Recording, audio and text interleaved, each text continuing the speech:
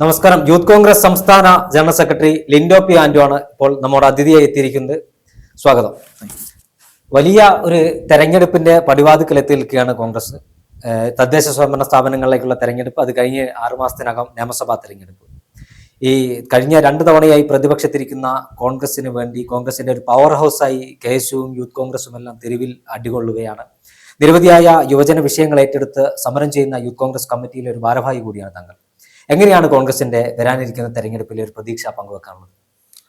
Youth Congress സൂചിപ്പിച്ചതുപോലെ വളരെ സജീവമായിട്ട് സമരരംഗത്തുണ്ട്. കഴിഞ്ഞ 10 വർഷമായിട്ട് നമ്മൾ പ്രതിപക്ഷത്തിരിക്കുന്ന ഒരു യുവജന സംഘടന കൂടിയാണ്. അപ്പോൾ യൂത്ത് കോൺഗ്രസിനെ സംബന്ധിച്ച് ഈ തവണ നമുക്ക് പിണറായി വിജയന്റെ ഭരണത്തെക്കുറിച്ച് പ്രത്യേകിച്ച് പറയേണ്ട ഒരു കാര്യമില്ല.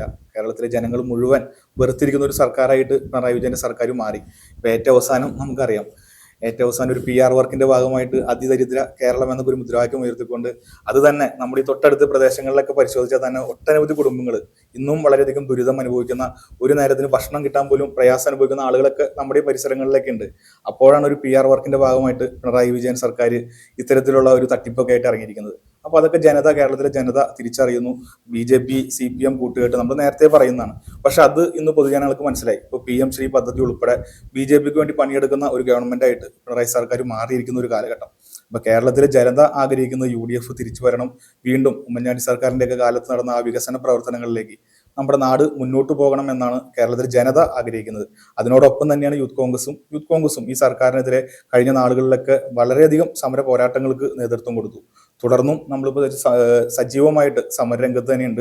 കഴിഞ്ഞ ദിവസം ഈ തട്ടിപ്പിനെതിരെയായിട്ട് PM ശ്രീ പദ്ധതിയെ കേരളത്തെ വഞ്ചിച്ച പിണറായി സർക്കാരിനെതിരെ, അതുപോലെ തന്നെ ഇത്തരത്തിലുള്ള PR വർക്ക്, അതിദരിദ്ര പദ്ധതി എന്നൊക്കെ പറഞ്ഞുള്ള PR വർക്കിനെതിരായിട്ടുള്ള വലിയൊരു മാർച്ച്, പ്രതിഷേധം നമ്മൾ ക്ലിഫ് ഹൗസിലേക്ക് നടത്തി. തുടർ ദിവസങ്ങളിലും വലിയ സമരങ്ങളാണ് എല്ലാ ജില്ലകളിലും യൂത്ത് കോൺഗ്രസിന്റെ നേതൃത്വത്തിൽ നമ്മൾ സംഘടിപ്പിക്കാൻ പോകുന്നത്. അപ്പം നമ്മുടെ ലക്ഷ്യം എന്ന് പറയുന്നത് ഏറ്റവും അടുത്ത് തദ്ദേശ തെരഞ്ഞെടുപ്പ് അടുത്തിരിക്കുകയാണ്. അതിനുശേഷം 5 മാസത്തിന് ശേഷം നിയമസഭാ തെരഞ്ഞെടുപ്പ്. ഈ 2 തെരഞ്ഞെടുപ്പുകളും വലിയൊരു വിജയം UDFന് ഉണ്ടാകണം. അതിനു വേണ്ടിയിട്ടുള്ള ഒരു പ്രവർത്തനവുമായിട്ടാണ് യൂത്ത് കോൺഗ്രസ് ശക്തമായിട്ട് തന്നെ രംഗത്തുണ്ട്. ഇപ്പം ഈ തെരഞ്ഞെടുപ്പിന്റെ ലോക്കൽ ബോഡി ഇലക്ഷന് മുന്നോടിയായി നേരത്തെ ഒന്നും കോൺഗ്രസ് പതിവില്ലാത്ത രീതി തിരുവനന്തപുരം നഗരസഭയിൽ 48 സീറ്റിലെ സ്ഥാനാർത്ഥികളെ പ്രഖ്യാപിച്ചു. കോഴിക്കോട് ജില്ലയിലെ ഒരു പഞ്ചായത്തിൽ, കോട്ടൂർ പഞ്ചായത്തിൽ മുഴുവൻ സീറ്റുകളിലും UDFന്റെ സ്ഥാനാർത്ഥികളെ പ്രഖ്യാപിച്ചു. ഇത്തരത്തിൽ നേരത്തെ എല്ലാം തെരഞ്ഞെടുപ്പിന്റെ നാമനിർദ്ദേശ പത്രിക സമർപ്പിക്കുന്ന അവസാന ദിവസങ്ങളാണ് പല സ്ഥലങ്ങളിലും കോൺഗ്രസിന് സ്ഥാനാർത്ഥികൾ ഉണ്ടാവാറ്. അതൊരു യാഥാർത്ഥ്യം കൂടിയാണ്. പക്ഷേ ഇത്തവണ അങ്ങനെയല്ല. യുവത്വത്തിന് മുൻഗണന നൽകുന്ന, അല്ലെങ്കിൽ കൂടുതൽ യുവാക്കൾ ഉൾപ്പെടെയുള്ളവരെ മത്സരരംഗത്തേക്ക് കോൺഗ്രസ് കൊണ്ടുവന്നിരിക്കുന്നു. ഇത്തരത്തിലുള്ള സ്ഥാനാർത്ഥി നിർണയം അടക്കം കോൺഗ്രസിന് ഈ തെരഞ്ഞെടുപ്പിൽ ഒരു മുൻഗണന നൽകുമെന്ന് പ്രതീക്ഷിക്കാൻ കഴിയും. തീർച്ചയായിട്ടും. ഇപ്പോൾ സൂചിപ്പിച്ചതുപോലെ തന്നെ നമുക്കറിയാം, കോൺഗ്രസ് ഒരുപാട് മാറി, UDF മാറി. പണ്ടൊക്കെ നമുക്ക് ഒരു ഇലക്ഷൻ പ്രഖ്യാപിച്ച് എത്ര ദിവസങ്ങൾ കഴിഞ്ഞ് ഏറ്റവും അവസാനമാണ് ഒരു സ്ഥാനാർത്ഥിയെ വരുന്നൊരു സാഹചര്യം. അപ്പോഴത്തേക്കും മറ്റ് എതിർ സ്ഥാനാർത്ഥികളൊക്കെ ബഹുദൂരം മുന്നിലേക്ക് പോയിട്ടുണ്ടാവും. പക്ഷെ ഇപ്പൊ നമുക്കറിയാം, തൃക്കാക്കര ഉപതെരഞ്ഞെടുപ്പ് നിങ്ങൾ പരിശോധിച്ചാൽ തൃക്കാക്കര, അതിനുശേഷം പുതുപ്പള്ളി, അതിനുശേഷം നിലമ്പൂര്, ഏറ്റവും ആദ്യം സ്ഥാനാർത്ഥിനെ പ്രഖ്യാപിച്ച UDF. അതിന്റെ ഒരു മെജോറിറ്റി, അതിന്റെ ഒരു ഗുണം നമുക്ക് ആ ഇലക്ഷനിലുണ്ടായി, റിസൾട്ടിലുണ്ടായി. അത് തന്നെയാണ് ഈ തെരഞ്ഞെടുപ്പിനും നമ്മൾ UDF സ്വീകരിച്ചിരിക്കുന്നത്. ഇപ്പൊ തിരുവനന്തപുരം കോർപ്പറേഷൻ കഴിഞ്ഞ കാലഘട്ടത്തിൽ നമുക്ക് 10 സീറ്റ് അടുത്ത തിരുവനന്തപുരത്തുള്ളൂ. നമ്മൾ പ്രതിപക്ഷത്ത് പോലും അല്ലാത്തൊരു സാഹചര്യമുണ്ട്. അവിടെ പോലും ഭരണം പിടിക്കുന്നതിന് വേണ്ടിയിട്ട് അവിടെ ഒരു മേയർ സ്ഥാനാർത്ഥി എന്നുള്ള രീതിയിൽ നമ്മൾ അവതരിപ്പിച്ചിരിക്കുന്നത് ഇന്നലെ KS ശബരിനാഥനെയാണ്. അദ്ദേഹം ഒരു മുൻ MLA കൂടിയാണ്. അപ്പൊ അദ്ദേഹത്തെ തന്നെ രംഗത്തിറക്കിക്കൊണ്ട് അദ്ദേഹം അതിന് സന്നദ്ധനായിക്കൊണ്ട് ആ തെരഞ്ഞെടുപ്പിനെ നേരിടാൻ പാർട്ടി തിരിച്ചു വരണം എന്നുള്ള വലിയൊരു ലക്ഷ്യത്തോടു കൂടി, വലിയൊരു ആഗ്രഹത്തോടു കൂടിയാണ് അദ്ദേഹം ഉൾപ്പെടെ അവിടെ മത്സര രംഗത്തേക്ക് കടന്നു വന്നിരിക്കുന്നത്. ഒട്ടനവധി പുതുമുഖങ്ങൾക്ക് അവിടെ അവസരം കൊടുത്തിട്ടുണ്ട്. ഇപ്പൊ യൂത്ത് കോൺഗ്രസിന്റെ സംസ്ഥാന ഭാരവാഹിയിൽ തന്നെ ഞങ്ങളുടെ കൂട്ടത്തിലുള്ള 5 or 6 പേർക്ക് ഇപ്പോൾ നിലവിൽ തന്നെ അവിടെ അവസരം ലഭിച്ചിട്ടുണ്ട് കോർപ്പറേഷനിലേക്ക് മത്സരിക്കാൻ. അത് വലിയൊരു അംഗീകാരം. കാരണം യൂത്ത് കോൺഗ്രസിന് കിട്ടിയ ഒരു അംഗീകാരം. അതുപോലെ തന്നെ പാർട്ടിയെ തിരിച്ചു കൊണ്ടുവരാനായിട്ട് യൂത്ത് കോൺഗ്രസിനെ പാർട്ടി ഒരു ദൗത്യം ഏൽപ്പിച്ചിരിക്കുകയാണ്. ആ ദൗത്യം നന്നായിട്ട് തന്നെ മുന്നോട്ട് കൊണ്ടുപോകാൻ സാധിക്കും.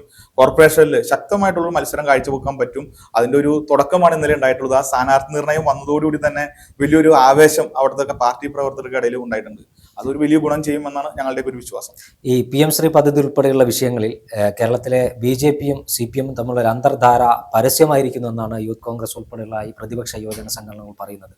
ഈ വിഷയത്തിൽ കേരളത്തിലെ ജനങ്ങളെ കണ്ണിൽ പൊടിയിടാൻ ഇപ്പോൾ പദ്ധതി മരവിപ്പിച്ചിരിക്കുന്നു എന്ന് പറയുന്നത്, അതായത് ഭരണപക്ഷത്തെ സംഘടനയായ യുവജന സംഘടനയായ AYFന്റെയും വിദ്യാർത്ഥി സംഘടനയായ AISFന്റെ അടക്കം പ്രതിഷേധത്തെ തുടർന്നാണ് ഇത്തരമൊരു നടപടിയിലേക്ക് CPMന് ഗത്യന്തരമില്ലാതെ പോകേണ്ടി വന്നത്. ഈ PM ശ്രീ പദ്ധതി ഈ BJPയും CPMും തമ്മിലുള്ള ഒരു അന്തർധാരയുടെ ഭാഗമായിട്ടാണെന്ന് യൂത്ത് കോൺഗ്രസ് വിശ്വസിക്കുന്നുണ്ട്. തീർച്ചയായിട്ടും. നമ്മൾ ആദ്യം മുതൽ പിണറായി വിജയൻ ഗവൺമെന്റിന് പ്രതിബദ്ധത നരേന്ദ്രമോദിയോടാണ് എന്നുള്ള തരത്തിൽ, അല്ലെങ്കിൽ BJP-യോടാണ് അവരുടെ പ്രതിബദ്ധത എന്ന് നമ്മൾ നേരത്തെ മുതൽ പറയുന്നതാണ്.